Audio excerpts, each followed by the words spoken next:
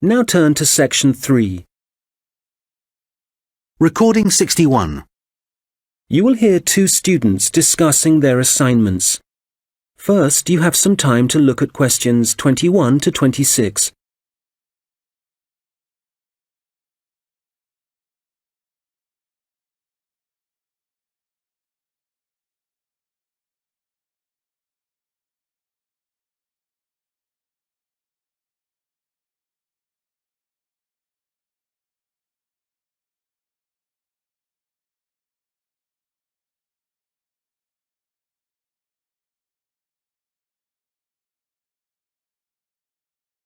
Hi, Mike. How's it going?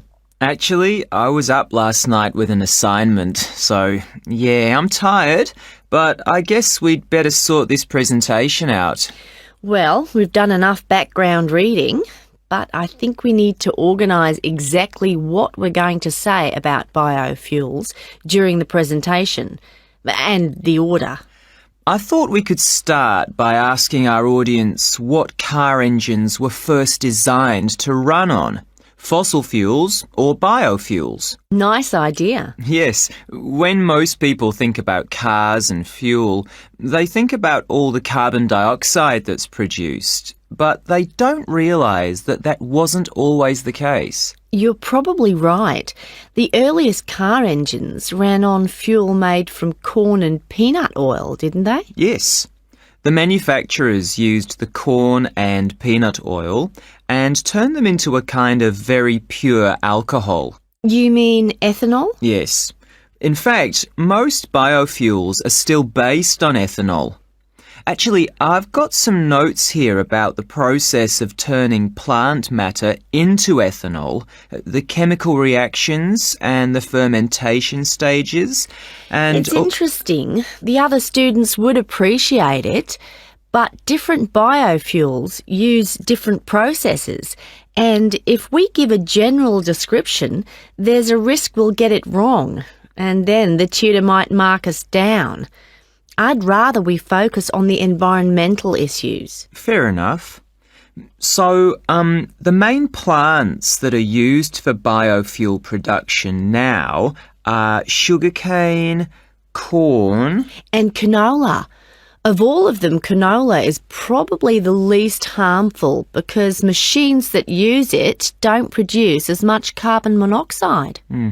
Sugarcane seems to be controversial. It doesn't require as much fertiliser as corn does to grow, but when they burn the sugarcane fields, that releases loads of greenhouse gases. Yes, but some critics have suggested that the production of corn ethanol uses up more fossil fuel energy than the biofuel energy it eventually produces. For that reason, I'd say it was more harmful to the environment. I see what you mean. You're probably right. It's interesting how everyone saw the biofuel industry as the answer to our energy problems, but in some ways, biofuels have created new problems. Well, in the USA, I wouldn't say that farmers are having problems. The biofuel industry, for them, has turned out to be really profitable. I think, though, that even in the USA, ethanol is still only used as an additive to gasoline or petrol. The problem is that it still has to be transported by trucks or rail because they haven't built any pipelines to move it. Once they do, it'll be cheaper and the industry might move forward. That'll have to happen one day. At least the government are in favour of biofuel development. Yes, but Brazil's probably in the lead as far as biofuels are concerned. They've got to the point where they don't need to import any oil now. Which is great. And the industry in Brazil employs a huge number of people. But is it sustainable?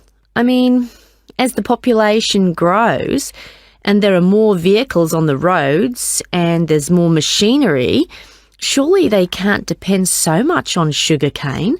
At some point, there has to be a limit on how much land can be used for sugarcane production. Certainly if you want to preserve natural habitats and native wildlife. I think that whatever problems Brazil's facing now, the same will be true for any country. You have to weigh up the pros and cons. Well, we probably won't see an increase in biofuel use. I mean, they won't replace fossil fuels until we can find ways to produce them cheaply and quickly, and with less cost to the environment. Making sure they require minimal energy to produce. Exactly. And in a way, that means they have to cost less than fossil fuels, certainly when you're filling up your car. Yes, and whatever other kind of engines use fossil fuels at the moment.